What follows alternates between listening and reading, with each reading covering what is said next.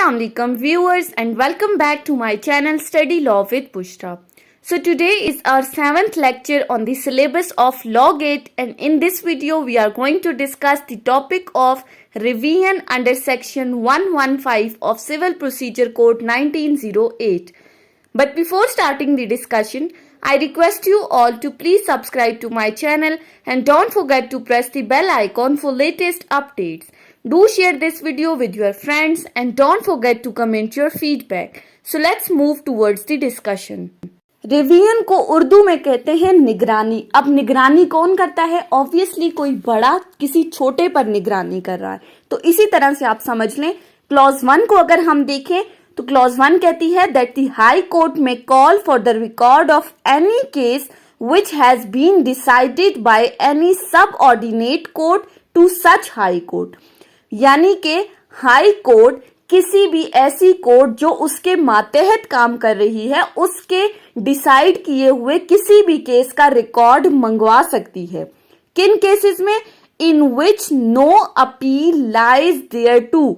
अब ये बहुत ही इंपॉर्टेंट बात है कि उन केसेस का रिकॉर्ड जिनमें अपील लाई नहीं करती. अब सेक्शन 96 में हमने अपील को डिस्कस किया था और हमने कहा था कि हर डिग्री अपीलेबल है सिवाय कंसेंट डिग्री के. तो हर डिग्री के अगेंस्ट हम अपील फाइल कर सकते हैं, वो फर्स्ट अपील भी सेकंड अपील भी. फिर हमने सेक्शन 104 पढ़ा. हमने कहा हर ऑर्डर अपीलेबल नहीं है सिवाय सेक्शन 104 के अंदर, और ऑर्डर 43 के अंदर जो लिस्ट बताई गई है वो अपीलेबल है. अब वो तमाम केसेस जो इस सेक्शन और इस ऑर्डर में एक्सप्लेन नहीं किए उनमें अब अपील लाई नहीं कर रही, तो आप क्या फाइल करेंगे? उनमें आप रिवीजन फाइल करेंगे. यानी कि वो डिक्री या वो ऑर्डर जिसमें आपको अपील का राइट नहीं दिया गया, तो उन केसेस में स्ट्रेट अवे आप कोर्ट में जाके रिवीजन फाइल करेंगे. मीन्स टू से यानी कि जो ऑर्डर्स 43 में एक्सप्लेन किए हुए हैं जो अपीलेबल हैं, उनके अलावा जितने ऑर्डर्स हैं या वो डिक्रीज जो अपीलेबल नहीं है उनमें आप डायरेक्ट रिवीजन फाइल करेंगे. सो यहाँ पर याद रखने वाली बात क्या है कि हाई कोर्ट किन केसेस में रिकॉर्ड मंगवा सकता है सबऑर्डिनेट कोर्ट का? जहां पर अपील लाए नहीं करती. अब आगे जाएं तो आगे क्या कहा गया है? And if such subordinate court appears. अब यहां आगे बताया हुआ है कि अगर वो सबऑर्डिनेट कोर्ट क्या करती है. अब आगे 3 ग्राउंड्स एक्सप्लेन किए गए हैं कि अगर ये ग्राउंड्स होंगे तो इन ग्राउंड्स में आप रिवीजन फाइल कर सकते हैं. अब वो कौन से ग्राउंड्स हैं? सबऑर्डिनेट कोर्ट क्या करेगी अगर? तो पहली चीज याद रखने वाली क्या है? उन केसेस में जहां अपील लाए नहीं करती. फिर दूसरी चीज, अगर ये ग्राउंड्स होंगे तो रिवीजन फाइल होगी. सबसे पहले, if the subordinate court have exercised a jurisdiction not vested in it by law. यानी कि उस सबऑर्डिनेट कोर्ट ने, उस मातहत अदालत ने, छोटी अदालत ने अगर कोई ऐसे इख्तियारात को इस्तेमाल किया है जो कि लॉ की तरफ से उसे नहीं दिए गए, जो इख्तियारात उसके पास हैं ही नहीं, अपने इख्तियारात से हटकर अगर उसने कोई फैसला किया है तो तब आप रिवीजन फाइल कर सकते हैं. फॉर एग्जाम्पल, जैसे हमने पीछे पढ़ा था pecuniary jurisdictions of the court में, हमने कहा था डिफरेंट कोर्ट्स को डिफरेंट पेक्यूनरी जुरिस्डिक्शन की हैं. कुछ कोर्ट 5 लाख तक के मुकदमे सुन सकती है, कुछ 50 लाख के, कुछ 5 करोड़ तक के. तो अगर तो किसी कोर्ट के पास ये इख्तियार था कि वो सिर्फ 5 लाख तक के मुकदमे सुन सकती है, अगर वो उससे हट के 5 लाख से ऊपर का कोई मुकदमा सुन रही है तो मीन्स उसने अपनी जुरिस्डिक्शन से हटकर फैसला दिया है. अगर तो पहली बात उसने अपनी जुरिस्डिक्शन से हटकर फैसला दिया है तो आप रिवीजन फाइल कर सकते हैं. दूसरा ground, to have failed to exercise a jurisdiction so vested in it. यानी कि पहली बात इख्तियारात से हटकर फैसला दिया. अब दूसरी बात में क्या कह रहे हैं? अगर उसने कोई ऐसे इख्तियारात को इस्तेमाल नहीं किया जो इख्तियारात उसको लॉ की तरफ से दिए गए हैं, यानी कि अपने इख्तियारात के अंदर रहते हुए उसने उस चीज को इस्तेमाल नहीं किया. फॉर एग्जाम्पल, अब कोर्ट के पास ये राइट है, ये इख्तियार है कि वो दोनों पार्टीज को सुनने के बाद कोई न कोई फैसला देगी. तो अगर कोई कोर्ट बिना दूसरी पार्टी को सुने एक पार्टी के फेवर में फैसला दे देती है तो it means that it has failed to exercise this jurisdiction. जो इख्तियारात उसको दिए गए थे उसको इस्तेमाल ना करते हुए उसने कोई फैसला दिया है. और तीसरी चीज, to have acted in the exercise of its jurisdiction illegally, जहां पर उसने इलीगली अपनी किसी जुरिस्डिक्शन, अपने इख्तियारात को इस्तेमाल किया है, और विद मटेरियल इरेगुलरिटी, कोई मटेरियल इरेगुलरिटी है। अब इसको हम एक एग्जाम्पल के थ्रू समझते हैं। फॉर एग्जाम्पल, अब कोई कोर्ट है, उसके पास कोई ना कोई इश्यू केस आया है। ऑब्वियसली वो इश्यूज फ्रेम करने के बाद प्रॉपर प्रोसीजर को फॉलो करते हुए वो आगे केस को डिसाइड करेगी। अगर वो लेट से इश्यूज ही फ्रेम नहीं करती, प्रॉपर जो प्रोसीजर है केस के फैसले तक पहुंचने का, अगर उसने उसको फॉलो नहीं किया, तो दैट मीन्स कि वो अपनी जुरिस्डिक्शन इलीगली यूज कर रही है। तो ऐसी सिचुएशन जहां पर ये 3 ग्राउंड्स आए, मीन्स टू से जहां अपने इख्तियारात से बाहर निकलकर कोई फैसला दे, या जो इख्तियारात उसको दिए गए थे उनको इस्तेमाल ना करे, या तीसरी चीज अपने इख्तियारात को इलीगली इस्तेमाल करे, तो देन एंड देयर आप कोर्ट में जाके रिवीजन फाइल कर सकते हैं। उसके बाद आगे कहा गया है, the high court may make such order in the case as it thinks fit, यानी कि ये जो 3 ग्राउंड्स हमने डिस्कस किए हैं, अगर सब ऑर्डिनेट कोर्ट ऐसा कोई काम करती है तो फिर हाई कोर्ट के पास ये पावर है कि वो सब ऑर्डिनेट कोर्ट के रिकॉर्ड को मंगवा सकता है और फिर उस रिकॉर्ड पर अपना फैसला दे सकता है। ठीक है, यानी इन केसेस में आप रिवीजन फाइल कर सकते हैं। फिर आगे एक प्रोवाइजो बताई है, provided that where a person makes an application under this subsection, he shall in support of such application furnishes the copies। अब यहां क्या किया है कि अगर ये 3 ग्राउंड्स एग्जिस्ट करते हैं और किसी बंदे ने इन 3 ग्राउंड्स में से किसी एक पर कोर्ट में एप्लीकेशन दी है रिवीजन की, तो उस रिवीजन की एप्लीकेशन के साथ वो कौन कौन सी कॉपीज अटैच करेगा। अगर आपको याद हो तो अपील में हमने कहा था कि वो कॉपी ऑफ डिक्री और कॉपी ऑफ जजमेंट लगाएगा। बस अब इस रिवीजन की एप्लीकेशन के साथ ये कहा गया है कि फर्स्ट ऑफ ऑल वो कॉपी ऑफ प्लीडिंग लगाएगा, उसके बाद अपनी सब ऑर्डिनेट कोर्ट का ऑर्डर लगाएगा, और जितने भी डॉक्यूमेंट्स हैं, अब प्लीडिंग में हमारे पास प्लेंट भी आ गई और रिटन स्टेटमेंट भी आ गई, फिर वो मातेहत अदालत का जो फैसला है वो उसके साथ अटैच करेगा, फिर जितने भी डॉक्यूमेंट्स हैं, एविडेंस है, या जो चीजें भी उस जजमेंट में यूज हुई थी, वो तमाम डॉक्यूमेंट्स अपनी एप्लीकेशन के साथ लगाएगा और फिर रिवीजन फाइल करेगा।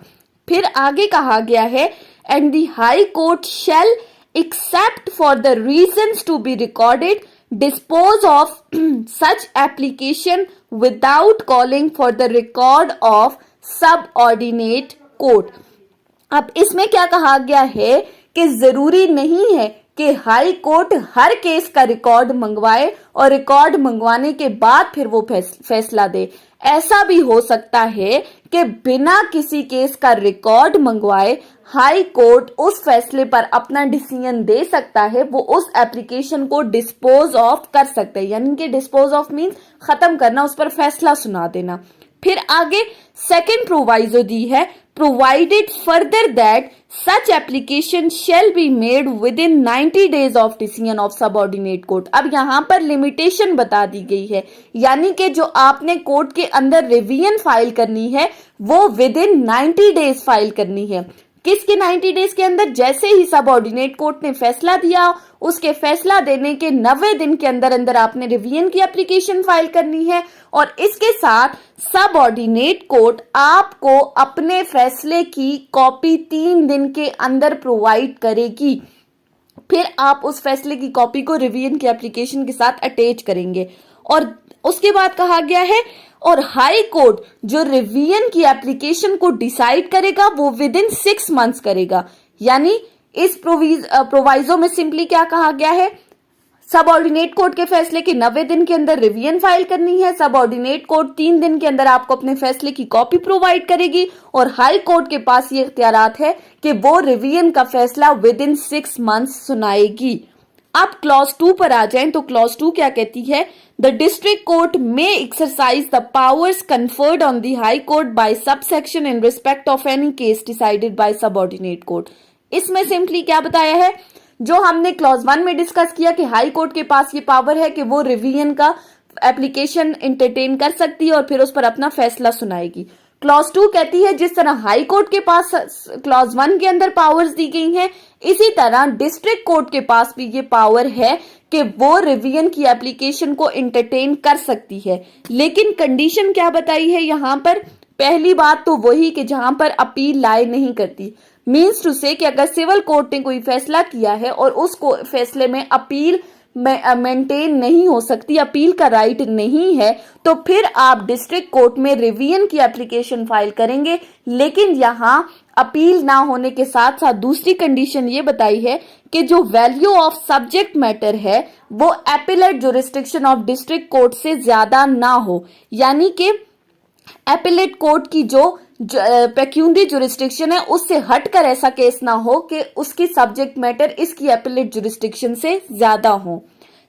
सब क्लॉज 3 में आ जाए, क्लॉज 3 में आ जाए तो कहा गया है if any application under subsection 1 in respect of court within the competence of district court has been made to high court, यानी कि सिंपली यहां पर यह कहा गया है कि सेकंड रिवीजन आप फाइल नहीं कर सकते। डिस्ट्रिक्ट कोर्ट ने अगर कोई फैसला दे दिया है या हाई कोर्ट ने फैसला दे दिया है तो उस पर आप दोबारा रिवीजन की एप्लीकेशन नहीं दे सकते। अब हमने पढ़ा था अपील के केस में सेकंड अपील लाई करती है, लेकिन किस सिचुएशन में? जहां पर क्वेश्चन ऑफ लॉ की बात हो। ऑर्डर्स में हमने कहा कि सेकंड अपील नहीं होती। इसी तरह रिवीजन में भी आप सेकंड रिवीजन फाइल नहीं कर सकते। डिस्ट्रिक्ट कोर्ट ने फैसला दिया तो आप हाई कोर्ट में रिवीजन के लिए नहीं जा सकते। इसी तरह हाई कोर्ट ने फैसला दिया तो आप दोबारा हाई कोर्ट में रिवीजन की एप्लीकेशन नहीं दे सकते। उसके बाद लास्ट क्लॉज में आ जाए, no proceedings in revision shall be entertained by high court against an order made under subsection 2 by district court, यानी कि अगर डिस्ट्रिक्ट कोर्ट ने रिवीजन का फैसला सुना दिया है तो इस रिवीजन के फैसले को ले जाकर आप हाई कोर्ट में चैलेंज नहीं कर सकते। मीन्स टू से वही बात आ गई, रिवीजन के ऊपर रिवीजन नहीं होगी। डिस्ट्रिक्ट कोर्ट के फैसले को then and there final consider किया जाएगा। हाई कोर्ट में आप इस फैसले के खिलाफ नहीं जा सकते। सो सिंपली इस सेक्शन को अगर हम देखें तो पहली बार हाई कोर्ट तमाम उन केसेस का रिकॉर्ड मंगवा सकता है जो सब ऑर्डिनेट कोर्ट ने डिसाइड किए जिनमें अपील लाई नहीं करती। फिर दूसरी बात, हमारे पास 3 ग्राउंड्स थे जहां पर उसने अपने इख्तियार से बाहर कोई फैसला दिया। दूसरी चीज, इख्तियार को इस्तेमाल नहीं किया। तीसरी चीज, इख्तियारात को इलीगली यूज किया, तो हाई कोर्ट फिर रिवीजन एंटरटेन कर सकती है। फिर आपने जो रिवीजन की एप्लीकेशन देनी है उसको 90 डेज के अंदर अंदर देना है। सब ऑर्डिनेट कोर्ट के फैसले के बाद सब ऑर्डिनेट कोर्ट 3 दिन के अंदर आपको अपने फैसले की कॉपी देगी और high court with in 6 months वो इस फैसले को डिसाइड करेगी। फिर उसके बाद डिस्ट्रिक्ट कोर्ट के पास भी वही सेम पावर्स हैं जो हाई कोर्ट के पास हैं, वो भी रिवीजन एप्लीकेशन को एंटरटेन कर सकती है। उसके बाद रिवीजन के ऊपर रिवीजन फाइल नहीं कर सकते। एक बार रिवीजन का फैसला आ गया, दोबारा रिवीजन में आप नहीं जा सकते। फिर लास्ट केस में अगर डिस्ट्रिक्ट कोर्ट ने रिवीजन का फैसला दे दिया तो आप हाई कोर्ट में नहीं जा सकते। सो ये थी हमारी आज की डिस्कशन सेक्शन 115 ऑफ सीपीसी के ऊपर। आई होप कि आपको ये रिवीजन का टॉपिक समझ में आया होगा अगर आपने वीडियो को अटेंटिवली सुना है तो। अगर आपको ये वीडियो अच्छी लगी है तो इस वीडियो को लाइक करें, कॉमेंट करें, चैनल को सब्सक्राइब करना ना भूलें और ज्यादा से ज्यादा अपने फ्रेंड्स के साथ शेयर करें। अगर किसी भी किस्म की कोई कंफ्यूजन है तो आप कमेंट्स के जरिए मुझसे पूछ सकते हैं। Thank you so much for watching. Till then, अल्लाह हाफिज।